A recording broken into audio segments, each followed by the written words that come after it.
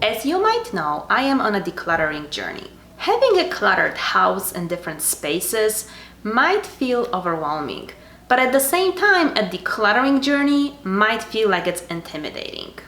So today I'm going to share with you 5 steps on starting with a decluttering journey that are based on my experience over the past year. If you are new here, hi, my name is Marta and welcome to my channel. My goal is to help you structure your life in a way that allows you to spend more time doing the things that you love and feel fulfilled. So we talk about all kinds of topics related to helping you find a life balance that works for you by addressing some common challenges in all areas of our lives. And clutter is definitely one of those areas. So let's get to it. My first tip for you is not to have the all or nothing mentality. What I mean by that is oftentimes when we face a challenge, we tend to think in black or white, and we never consider the gray area in between. So oftentimes when we think of decluttering, it becomes intimidating because we have this belief in our head that for us not to have clutter, we have to be minimalists. We cannot have any stuff, we have to just have the basics. On the other side of the spectrum, well, if we cannot be a minimalist, then we're gonna be a hoarder. Like, that's just not how it works. So there's plenty of things you can do in between. You can take simple steps to declutter your house without becoming that minimalist. So we have to change our way of thinking. We don't have to throw all of our things away for us not to have clutter in our house. Because if we keep thinking that way, we're just gonna keep procrastinating and we are never gonna get started on this decluttering journey. Also keep in mind that decluttering is not something that you need to do in one sitting. What I mean by that, it's not like you have to spend a whole week, just dedicate that to decluttering for you to see the results. That is not the case. And that definitely has not been the case for me. For me, it came in phases. And that leads me to the second point, which is declutter in small steps. When you think of decluttering your whole house, it immediately becomes overwhelming. So if that is what's stopping you from starting this decluttering journey, start really small. Pick a cabinet in your kitchen that is driving you crazy and declutter it. Or go to your office and just go and declutter your desk. So let me give you an example. One of my decluttering goals for the summer was to declutter the closet in my office. While I would love to do it in one sitting, it was just not meant to be. I could not find that amount of time to sit down and dedicate it to decluttering my office. So I started small. The first thing that I did was declutter all the paperwork from the past school year. So I basically took all the art from my daughter and my son and any homework or other paperwork from school and just put it on the floor, and we went through that.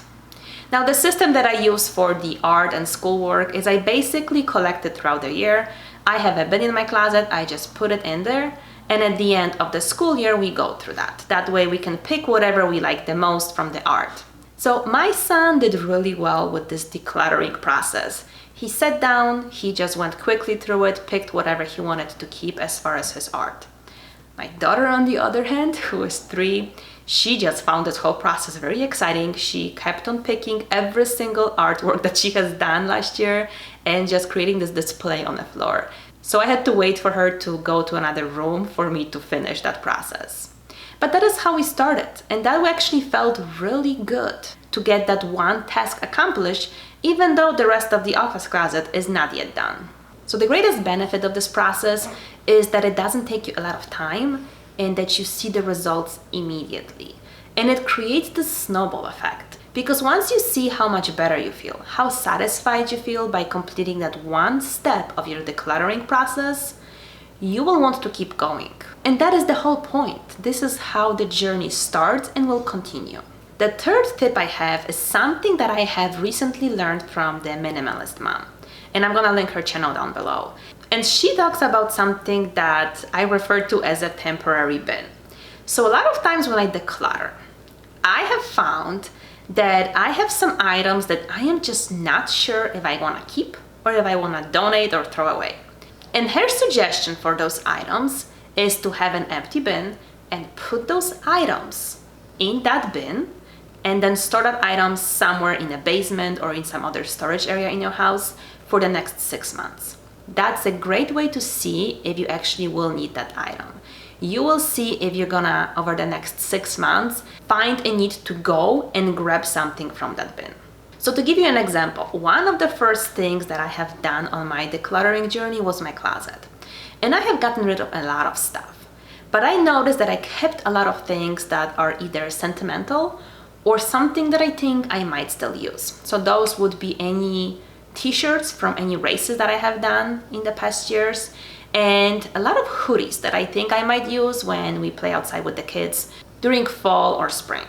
Deep down, I know I probably will not use them. I don't like the running t-shirts because I feel hot in them, and I probably don't need as many hoodies either. But somehow I still keep them in those drawers. So that is what I'm doing now, is I'm putting them in the bin and I'm gonna put them in the basement. And make sure you are subscribed, because in 6 months, I will tell you how many items I actually took out from that bin over the next 6 months. And anything that I didn't need, that's going out of the house, because apparently I really don't need it anymore. So I think that's an awesome way to deal with stuff that you are just not sure of. You don't throw them away, so you don't go through this regret and, overthinking, well, I should have kept it. You just safely put it away. It's still somewhere in the house if you need it, but your space doesn't have any clutter. Tip number 4 is to find a home for every item. When I really think about what is causing the most clutter in my house, those are the things that don't have a permanent house in my household. So I have mentioned that in my previous video when I talked about back to school prep. I'm gonna link it up here. But one of the problems that we had in our household last year was that we did not have a home for art and school supplies. So they ended up cluttering my coffee table as well as my dining room table. They were just kind of moved around. So what we have done to solve that problem is we have bought a cabinet for the living room, and that's where all those things are being stored. That's where they go at the end of the day. And such a simple solution, everything has a home and it doesn't travel throughout the house. It's easy to clean up at the end of the day, and I don't see that clutter anymore. And last tip is to make sure that you have a good storage systems. So I love any type of a bin or a plastic container or even jars. I use them pretty much everywhere in my house. I use them in our closets, in our dressers in the bedroom. That's where I would keep things like socks or undergarments or any tank tops. I use them in the bathroom for any like hair products or nail polish or toothpaste. I use them in our front door closet, where I store any hats or scarves or gloves or jackets for the kids.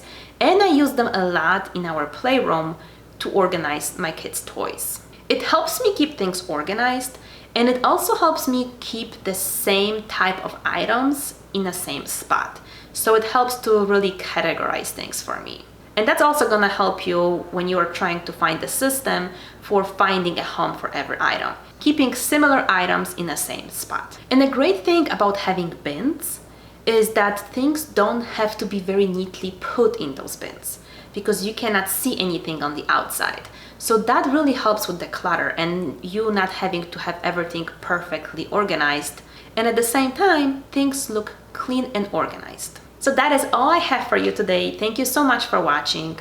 If you have any additional tips on how to start a decluttering journey, make sure you share them down below. If you are new here and not yet subscribed, make sure that you do so you don't miss any of my future videos. Thank you so much for watching, and I will see you next time.